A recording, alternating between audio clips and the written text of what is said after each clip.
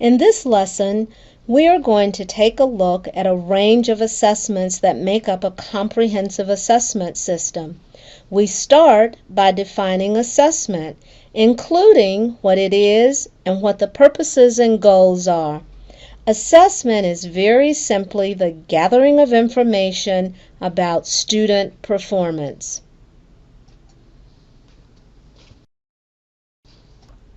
When thinking about the importance of assessment, this maze provides a good analogy. The entrance to the maze represents the point where a student's learning is at the beginning of the year. The exit represents the goal set for the student to reach by the end of the school year in terms of advancing on his or her learning progression. Based on what you have taught, the time of year, and other factors, you know that the student should be here in his learning. However, to reach his learning goals, both you and the student need to be able to identify where the student's learning is along the way. Assessment allows you to determine exactly where you are. Without assessment, you may think you are here, when in fact, you are really back here.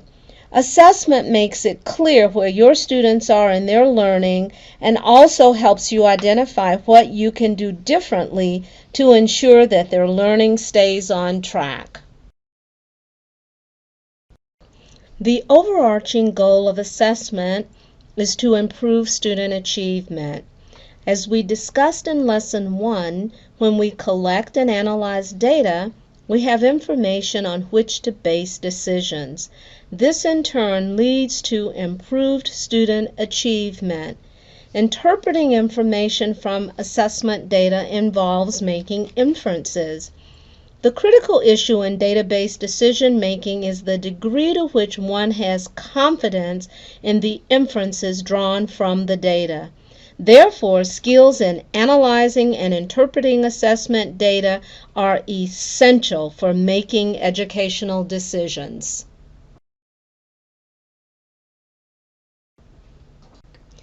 Before we go any further, let's address some common assumptions surrounding assessment and data use.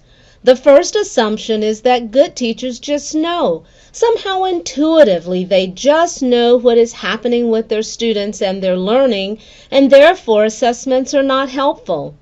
While it is comforting to think that teachers are this in touch with their students, they actually do them a disservice when they fail to incorporate assessments into teaching and learning. Assessments are the only way to gain factual data on what students are actually learning. Now, the second assumption is that assessments and data use take up too much time.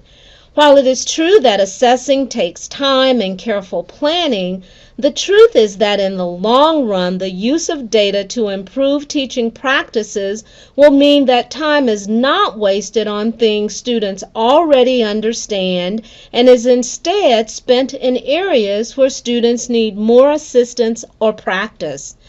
Data use is a perfect embodiment of the phrase, "A stitch in time saves 9."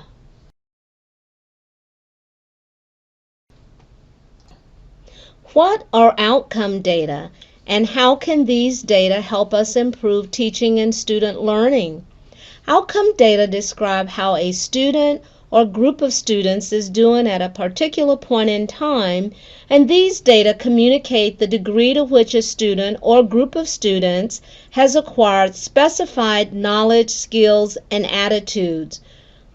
Note that to be effective, outcome data must be both measurable and quantifiable.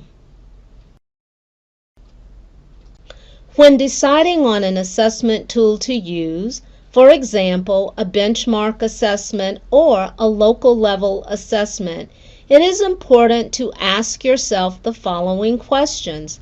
What is the purpose of this assessment tool, and how will it help us improve instruction? What are the strengths or benefits of this assessment tool? What are the weaknesses or limitations of this assessment tool? What variables other than the student's knowledge and skills may have affected his or her performance? What variables other than the student's knowledge and skills may have affected our perception of the student's performance? And finally, what will we do differently the next time we use this assessment tool?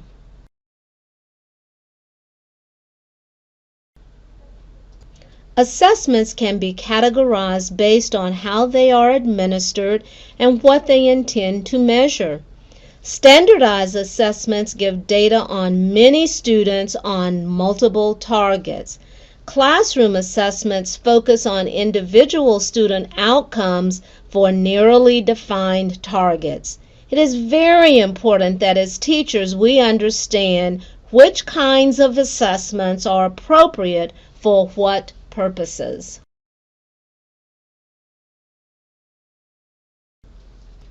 In answering the questions of why we should use assessment data and how its use will improve student achievement, we discover that data analysis can highlight changes, that is, improvements, to be made in the areas of curriculum, instruction, future assessment, and materials.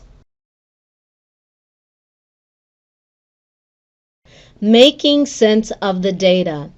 Before we come to any conclusions or make any decisions based on the data, we must ask ourselves, what do we know as a result of examining the data? What do we think as a result of examining the data? What don't we know as a result of examining the data? What do we want to know as a result of examining the data? And do we need more data? If so, which data and how will we collect it?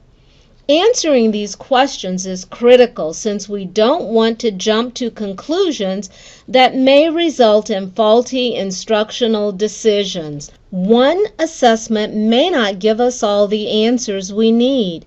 Sometimes additional assessments are needed to have a better understanding of a student's needs. You will now complete a short activity to check your understanding of the types and purposes of assessment. When you have finished, you will be ready to move on to Lesson 3.